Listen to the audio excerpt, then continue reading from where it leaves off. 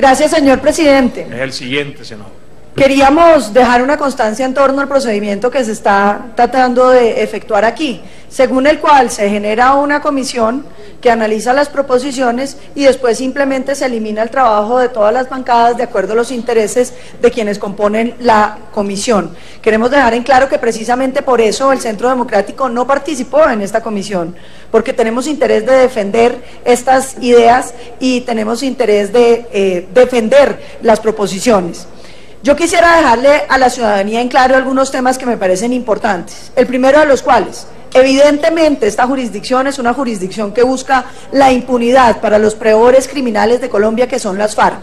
que tiene un mecanismo terrible con las Fuerzas Armadas de Colombia, donde se les garantiza la libertad solo a cambio de confesiones, y donde si pretenden ejercer su derecho a reivindicar su buen nombre, van a tener la inmensa y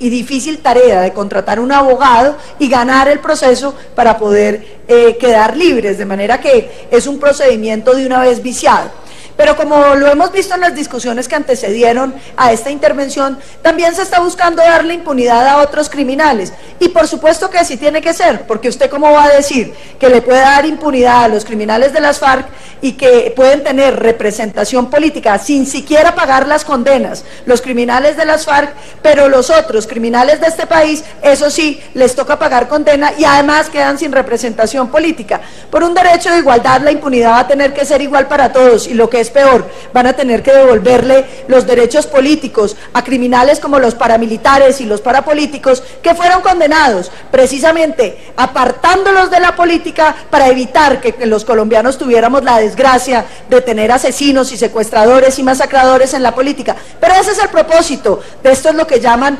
negociación de la paz. Pero queremos también advertirle a la ciudadanía de temas muy graves. Por ejemplo, la responsabilidad de mando para las FARC. Y así ha quedado en este proyecto, habrá responsabilidad de mando solo si se demuestra control efectivo antes, durante y después, es decir, habrá que probar los tres momentos. En cambio, para las Fuerzas Armadas de Colombia, señor presidente, se ha puesto una conjunción distinta, que es la conjunción O, de manera que habrá que probar el control sobre el cuerpo, si fue antes, durante o después, es decir, en cualquiera de los tres momentos se genera responsabilidad inmediata para los miembros de mando de nuestras Fuerzas Armadas. Otro tema que vale la pena contarle a la ciudadanía: si los miembros de las FARC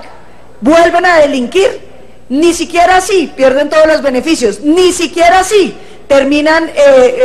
obligados a ser extraditados. No, la ley lo que pretende es que si vuelven a delinquir se prefiera pasarlos a la justicia ordinaria y solamente de manera excepcional y como última ratio se podría considerar la extradición. Otro tema importante: se pretende eliminar la ley de extinción de dominio para los familiares de las FARC, donde se dice que todos los colombianos estamos obligados a demostrar que nuestros bienes son lícitos cuando se muestre que tenemos un incremento patrimonial que no sea fácil de justificar. En cambio, los familiares de las FARC tienen la ventaja de quedarse con todo el patrimonio y el Estado tiene que probar, en cambio, que los bienes son ilícitos, lo que a todas luces es un imposible jurídico. Pero las perlas siguen adelante, porque yo creo que aquí hay unos temas que también tenemos que observar y que son sumamente graves, como por ejemplo, que la tutela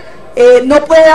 pueda ser seleccionada directamente por la Corte Constitucional, sino que las propias salas de la JEP tienen que seleccionar las tutelas, de manera que la Corte Constitucional queda maniatada y no puede accionar las tutelas cuando hay violaciones de los derechos fundamentales de los colombianos, porque aquí lo que pretenden es que esos jueces, nombrados por 5 personas, como lo hemos dicho y como lo tenemos que repetir, 3 de ellos extranjeros, todos de ideología de izquierda, que no representan a ningún colombiano, que ningún colombiano eligió y que no tienen responsabilidad con el pueblo colombiano. Esas 5 personas eligen esos jueces que van a tener un poder superior a la propia Corte Constitucional y que incluso vienen a modificar la tutela, que ha sido una institución que los colombianos nos hemos resistido a modificar, porque serán los miembros de la JEP los que tengan también la última palabra sobre si puede o no proceder una tutela. Pero lo que es más grave, una vez suponiendo que la JEP y la Corte Constitucional seleccionaran la tutela,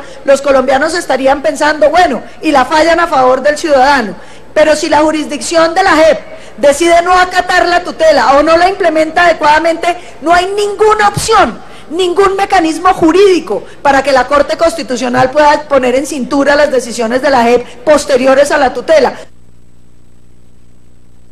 Un minuto para la senadora Paloma Valencia. Sonido, por favor. Les decía, si por ejemplo la Corte Constitucional fallara a favor del ciudadano la tutela, y entonces uno esperaría que hubiera unos mecanismos para que la Corte pueda mirar que efectivamente lo que se dijo se cumpla, pues no lo va a ver, porque aquí le crean un cerramiento total a las decisiones de la JEP, que pueden ser contrarias a la tutela y no hay cómo proceder en contra de ellas. Pero hay unos temas que nos preocupan adicionalmente, como